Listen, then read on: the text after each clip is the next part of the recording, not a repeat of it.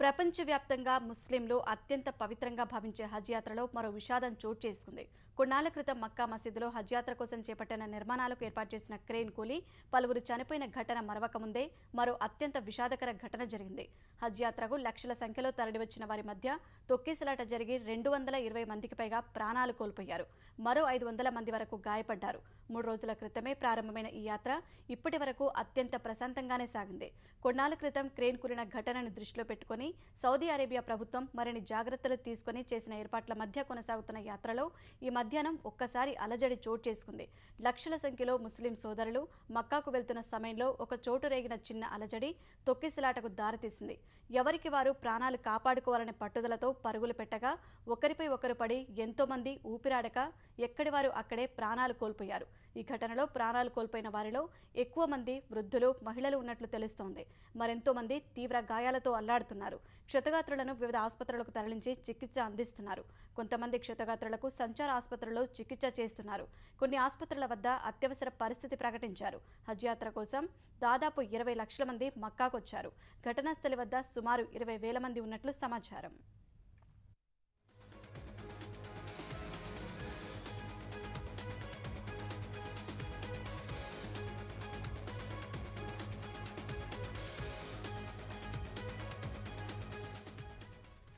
మక్కా మసీదు తొక్కిసలాట ఘటనపై సౌదీ అరేబియా ప్రభుత్వం వెంటనే స్పందించింది. దాదాపు 4,000 మంది ప్రభుత్వ సిబ్బందిని ఘటనా స్థలికి పంపింది.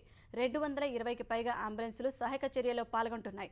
హజ్ యాత్రికులకు ప్రత్యామ్నాయ మార్గాలను సౌదీ అరేబియా అధికారులు సూచిస్తున్నారు. మీనా వద్ద 204వ వీధిలో ఈ ఘటన చోటు చేసుకున్నట్లు సౌదీ అధికారులు ప్రకటించారు. యాత్రికులను తరలించేందుకు సిబ్బంది తీవ్రంగా ప్రయత్నిస్తున్నారు. మక్కా ప్రమాదంపై స్పందించేందుకు మంత్రి పల్లె రఘునాథ్ రెడ్డి ఫోన్ లైన్లో సిద్ధంగా ఉన్నారు. రఘునాథ్ రెడ్డి గారు, ఆంధ్రప్రదేశ్ నుంచి మక్కాకు వెళ్లిన యాత్రికుల యోగక్షేమాలు తెలిసాయా?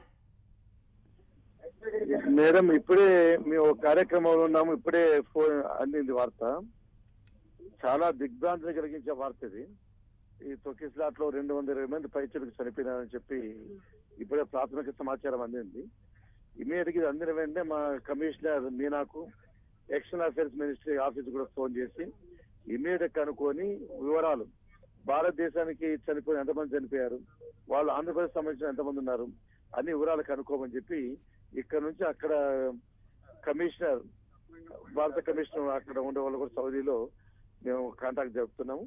ఒకటే ఆలోచన చేస్తున్నాం, ఎటువంటి పరిస్థితుల్లో కూడా ఎవరైతే ఆంధ్రప్రదేశ్ సంబంధించిన ముద్దులుగానే ఉంటే తప్పకోకుండా స్పందించి వాళ్ళ బాడీలు ఇక్కడ తీసుకొచ్చేందుకు ప్రయత్నం చేస్తాము. వాళ్ళ కుటుంబాలు కూడా కావాల్సిన సహాయ కార్యక్రమాన్ని కూడా చెప్పడానికి సిద్ధంగా ఉన్నాం. మొట్టమొదటి వివరాలు అందవలసిన అవసరం ఉంది. వివరాలు అందిన తర్వాత తగ్గించేది తప్పకుండా తీసుకుంటాం. చాలా బాధాకరం, ఎందుకంటే ఈ మధ్య కాలంలో మొన్న కూడా క్రేన్ కి చనిపోయారు. వాళ్ళిద్దరిని ప్రభుత్వం ఆదుకోండి.